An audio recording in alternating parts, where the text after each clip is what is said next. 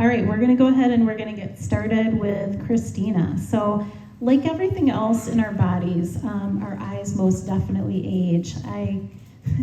I've finally gotten to that point where I can't read anything without little glasses, and so we have them all over our house until I finally give in and get permanent ones. But what would you say is the most important thing that we can do for our eyes to stay healthy? Forgive me for reading some of my notes. I'm trying to keep us on time with my answers. The biggest thing is regular comprehensive eye exams. And for everybody who has completely healthy eyes and no glasses or contacts, I would say every 2 years is appropriate, unless you have some other eye issue.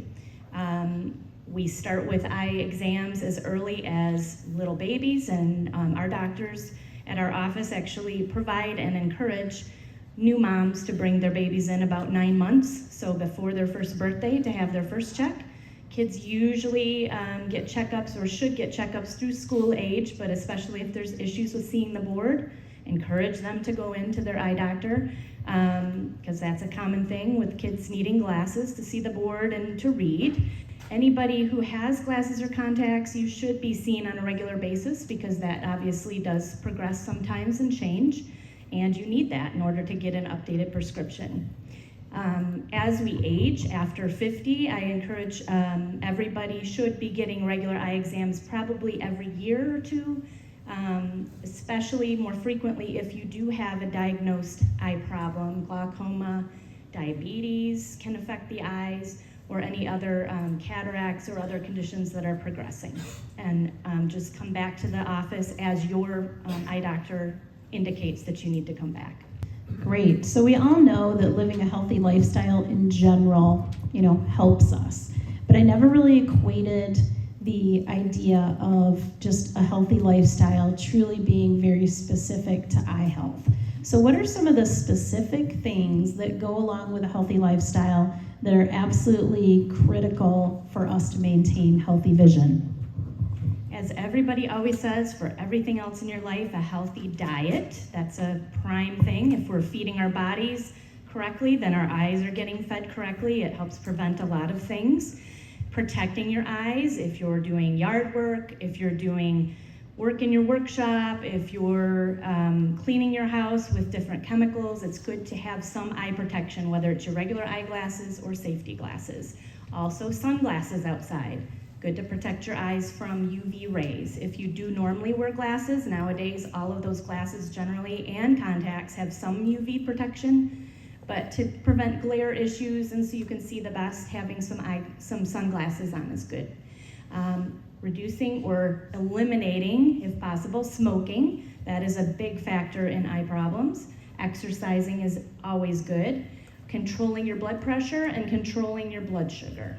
How about anything this wasn't on the sheet, so like looking at computer screens all day long. Are there anything specific that can really help people as they're doing that?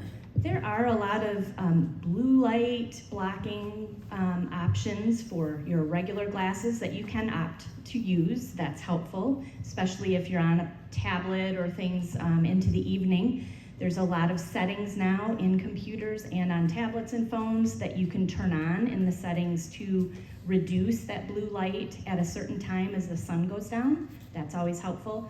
But making sure that you're not overstraining, that you give yourself, like every 20 minutes, look 20 feet away for about 20 seconds is a good rule of thumb to keep your eyes healthy and not be focused on those screens intently for too long. So what are some of the most common eye conditions that you see on a regular basis?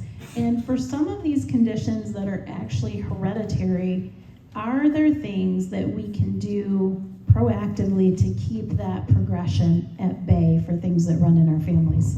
I would say the three most common ones we see are age-related macular degeneration, glaucoma, and diabetic retinopathy.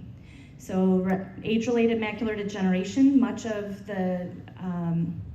it's very similar with genetics to getting other medical issues. You have possibly a genetic tendency from your family members, but things you've done in your past or throughout your health or throughout your life could affect whether you trigger that gene to turn on in some individuals. Some families, it's very strong, and we see many family members with it.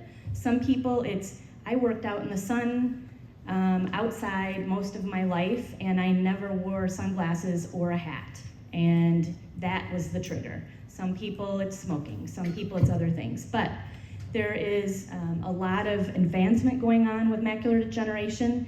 There are some vitamins you can take that you can speak with your eye doctor about, or your retinal doctor, that sometimes can help slow the progression if you do have it. But it's something that eventually everybody's going to have some form of macular degeneration, or at least a majority of us, if we live to 100. So, unfortunately, some people get it a lot younger than others, but there are ways to slow it down. There are ways to keep yourself healthy. Eating, like how I mentioned, some of those other options, not smoking, can really play a positive impact on that. Glaucoma, if you know a family member has it, make sure you're getting your regular eye exams, and if you do have higher pressure and they tell you you need to take eye drops, even though you don't feel anything, take the eye drops. They are keeping and saving your vision. It's a very painless, unknowing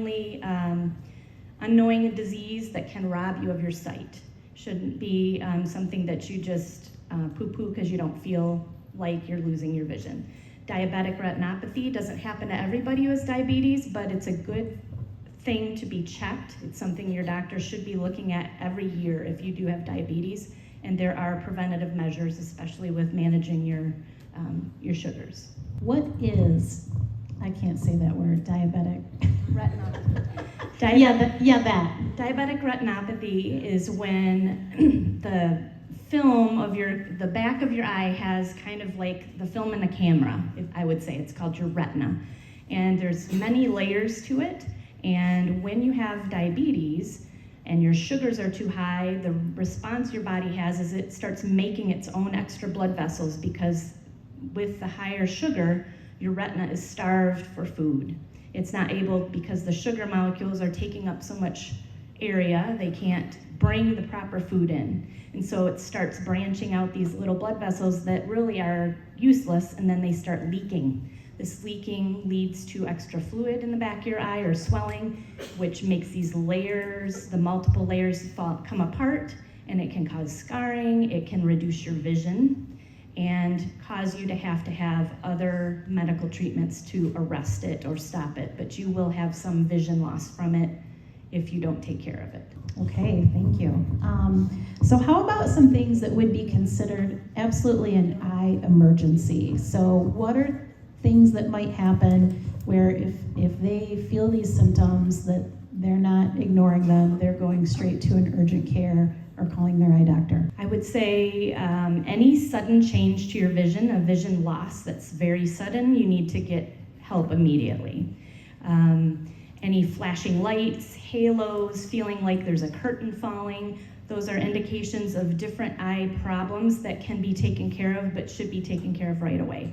Whether you contact your regular eye doctor, who, if they're a comprehensive eye doctor, they should have somebody on call that can direct you, whether you can come see them in their office, even on the weekend, or whether they direct you to go to immediate care. You should get checked out. Any eye pain, you should be making an appointment right away. If you get a foreign object of some sort in your eye, even your regular optometrist can at least be the first person. Sometimes they can even remove some of those items if needed, or give you proper care. So you don't think you have to go to immediate care all the time if your eye doctor is open and able to take care of you. And then any eye redness with discharge, or unexplained eye redness that keeps on, that's not going away, then your eye doctor could help you with that too. So much of our series focuses on ways that seniors can stay independent as their bodies age.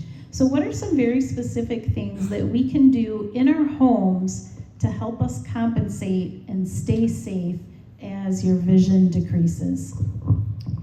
This is my area of expertise because I deal with this all the time.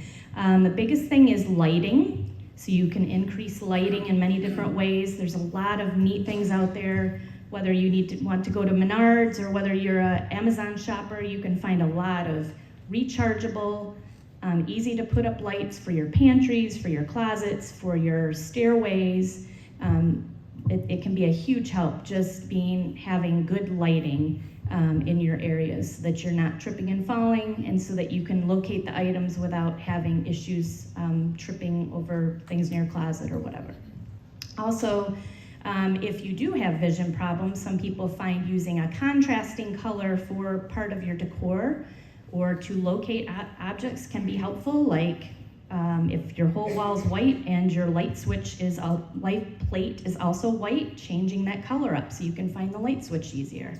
Just using a different color shower curtain. If everything's all white, you're not going to see the curtain as well as if you use a more decorative one. Things like that. Another thing that's come out recently, and this is my last point, is the use of smart home technology. If any of you are agreeable to use like an Amazon Alexa or something like that, it can be a huge help for people who have vision loss or who are aging. It can save you some time. You can use your voice to set timers, to make lists, to be able to operate lighting, to listen to books, and keeping your calendar up. So it's a time-saving device, but it also can be helpful in a pinch. I've had people even make phone calls with that. So it's very helpful. We've switched over to Alexa in our house as of a couple years ago, and I thought it was kind of hokey when we first did. I'm like, really? I can't turn on my own light? And now I've become so used to it. It really, really is convenient to have her turn on lights and radios and so forth. So it's been kind of cool.